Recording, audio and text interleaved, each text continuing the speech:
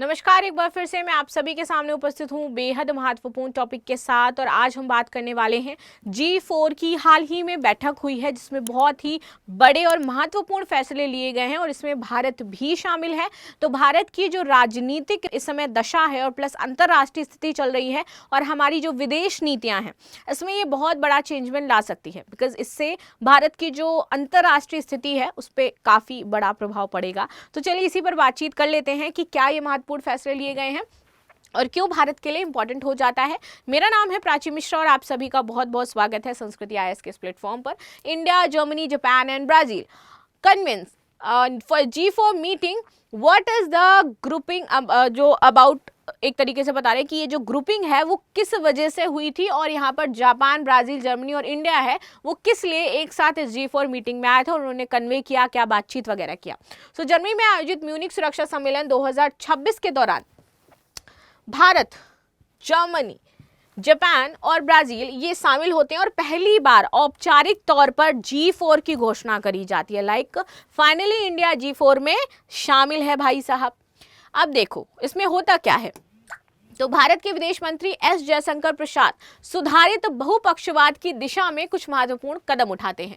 Munich सुरक्षा सम्मेलन के दौरान G4 भारत, जर्मनी, जापान और ब्राजील ये बैठक में संयुक्त राष्ट्र प्रणाली विशेषकर यूनाइटेड नेशन सिक्योरिटी काउंसिल में सुधारों की बातचीत कही गई। तो यानी कि अब कोई भी मुद्दा अगर भारत उठाएगा UN में उसके सिक्योरिटी काउंसिल में बदलाव को लेकर के, तो ये बाकी 3 देश जो है उसका समर्थन करेंगे उस दौरान। और इन तीनों ने इसके बारे में डिस्कशन किया है कि क्या क्या इसमें चेंज होने चाहिए, क्या क्या सुधार की आवश्यकता है। तो ये सारी एक तो बातें की गई। प्लस अंतर सरकारी वार्ताओं यानी कि IGN की धीमी प्रगति पर चिंता दर्ज की गई। समस्या कहाँ है? सबसे पहले तो वार्ताएं अनौपचारिक और गैर बाध्यकारी रही हैं। कोई स्पष्ट ड्राफ्ट टेक्स्ट लंबे समय तक तैयारी नहीं की गई और सदस्य देशों के बीच सहमति का अभाव प्रगति को बाधित करता रहा है। तो ये बोला गया कि ये जो G4 है इतना धीमा क्यों काम कर रहा है या इतना बेहतर तरीके से वर्क क्यों नहीं कर पा रहा है। तो ये बताया गया कि भैया देखो ये समस्याएं हैं कि जो वर्तमान में वार्ताएं हैं वो अनौपचारिक कई बार रह जाती हैं, गैर बाध्यकारी हैं क्योंकि आपने टाइम लिमिट नहीं सेट कर रखी है कब कब बात करना है हमें सही से। एक होता है कि हम लोग 4 लोगों का ग्रुप है और हम लोग अपने यहाँ पे जो खुद बातें करते हैं उनको खुद ही सीरियस नहीं लेते हैं क्योंकि कोई ऐसा है नहीं देखने वाला या फिर उसमें कोई लीडर वैसा नहीं है। तो इसकी बात कही गई। कोई स्पष्ट ड्राफ्ट तैयार नहीं कर पाते हम लोग मिल करके कि क्या करना है। ठीक, सदस्यों के बीच सहमति का अभाव और प्रगति को बाधित करता है। G4 की चिंता तो 15 वर्षों से चर्चा के बावजूद ठोस परिणाम नहीं आए हैं, जबकि हम लोग 15 वर्षों से बातचीत कर रहे हैं G4 में। स्टेटस क्यू बायस यानी कि वर्तमान संरचना को बनाए रखने की प्रवृत्ति और UNSC की विश्वसनीयता और वैधता पर प्रश्न चिन्ह खड़े हुए हैं। अब देखो समयबद्ध लिखित वार्ता। अब तक वार्ताएं मुख्यतः मौखिक और सार संक्षेप तक ही सीमित रही हैं। टेक्स्ट बेस्ड नेगोशिएशन क्यों महत्वपूर्ण है? सिर्फ मुंह से बात करना जरूरी नहीं है, लिखित पत्र में अगर हम लोग बातचीत करें उस पर ठप्पा लगाएं, दैट इज कॉल्ड कि हमने रियल बातचीत करी है, कुछ रियल एजेंडे बनाए हैं जिस पर हम काम करेंगे। सो औपचारिक लिखित प्रस्ताव चर्चा को जो संरचित है वो बनाता है। सदस्य देशों की स्पष्ट स्थिति से पता चलती है। संशोधन और समझौते की प्रक्रिया पारदर्शी रहती है। प्लस समय सीमा तय होने की जो राजनीतिक दबाव है वो भी बना रहता है। G4 चाहता है कि UNSC विस्तार के लिए स्पष्ट प्रारूप तैयार हो। स्थायी और अस्थायी सीटों की संख्या, क्षेत्रीय प्रतिनिधित्व और वीटो का जो प्रश्न है उस पर स्पष्टता लाई जाए तथा सुधार प्रक्रिया और अनिश्चित काल तक लंबी ना रखी जाए। प्लस संयुक्त राष्ट्र की 80वीं वर्षगांठ से पूर्व सुधारों की अपील की जा रही है। बिकॉज 1945 में इसकी स्थापना हुई है तो 80वीं वर्षगांठ मनाने वाले हैं। तो ये कहा जा रहा है कि ये ऐतिहासिक पड़ाव होगा, 80 साल पूरे हो गए हैं तो सुधार की जरूरत है भाई इसमें। तो ये जो 80 साल होंगे ये एक सुधार के साथ शुरू हो ताकि UNSC का जो एक प्रतिनिधित्व है या फिर इंटरनेशनली वो बहुत ही बेहतर तरीके से काउंसिल के रूप में काम करता है तो वो और भी ज्यादा बेहतर हो सके। 60वीं और 75वीं वर्षगांठ पर भी सुधार की चर्चा हुई थी पर ठोस परिणाम नहीं है। इस बार फिर से हम 80वीं पर बातचीत करने वाले हैं। अफ्रीका के कॉमन अफ्रीकन पोजीशन का समर्थन। अफ्रीकी महाद्वीप जहां 54 देश संयुक्त राष्ट्र महासभा का लगभग 1/4 हिस्सा बनाते हैं, UNSC में स्थायी प्रतिनिधित्व से वंचित हैं। किसी को तो शामिल करो या फिर इनका क्या हो, एक तरीके से कॉमन अफ्रीकन पोजीशन हो।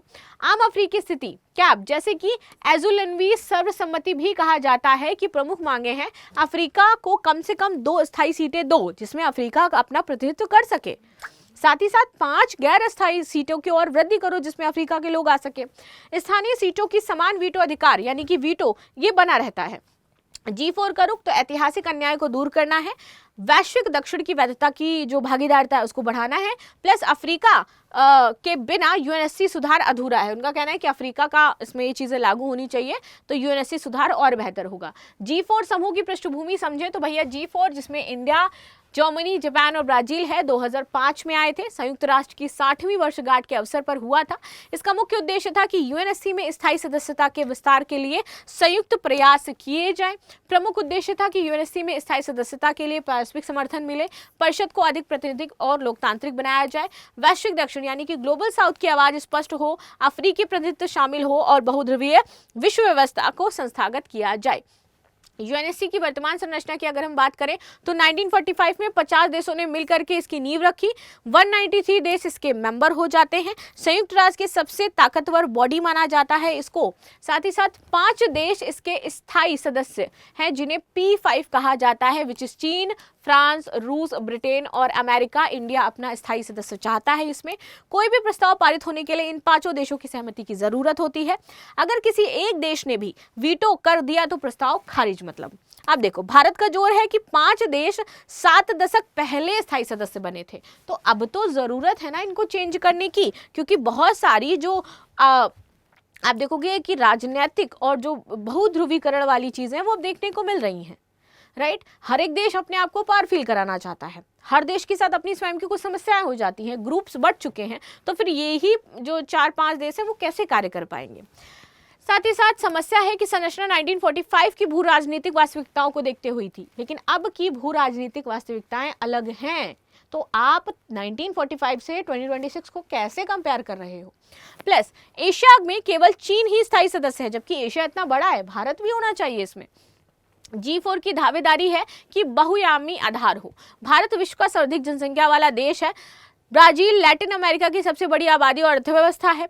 जर्मनी, भारत और जापान शीर्ष वैश्विक अर्थव्यवस्थाओं में शामिल हैं, लेकिन G4 में इनको मतलब G4 जो है वो राष्ट्र बजट, रक्षा बजट की बात करता है, लेकिन उसको आप यूएनएससी में शामिल नहीं कर रहे हो।